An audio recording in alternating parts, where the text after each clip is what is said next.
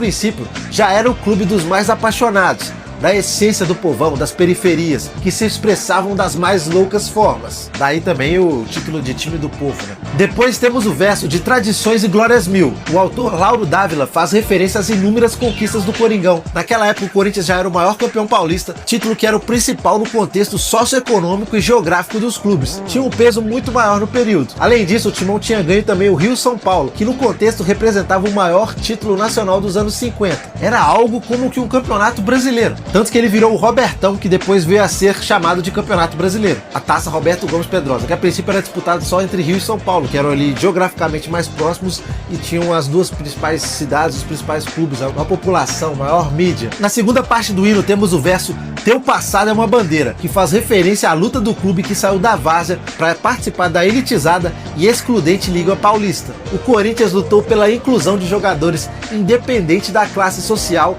e cor da pele, ainda no começo do século XX. Inclusive, o departamento cultural do clube descobriu nos últimos meses que o Corinthians é um dos poucos clubes brasileiros que teve entre os seus fundadores um descendente de escravizados. Trata-se de Joaquim Ambrósio, que era filho de 2 ex-habitantes do quilombo do Rei Ambrósio, que ficava em Minas Gerais nos séculos passados. Além disso, o Corinthians sempre foi revolucionário. Seus fundadores e primeiros torcedores, primeiros mobilizadores ali, muitos deles eram anarquistas e humanistas, assim, uma visão de mundo ligada à causa operária e à busca da igualdade entre os povos e dentro da sociedade como um todo. Muitos deles viviam as péssimas condições de trabalho da época e participavam de greves por melhores condições de vida. Tanto que Antônio Pereira, o principal fundador do Corinthians, criou a ideia do escudo do Timão em 1919, com uma forte influência anarquista. A atual bandeira de São Paulo era um símbolo de rebeldia na época. A princípio ela foi pensada para ser a bandeira do Brasil, com suas cores representando os povos europeus, africanos e indígenas. Mas ela foi rejeitada e quem venceu foi a bandeira verde e amarela que conhecemos atualmente,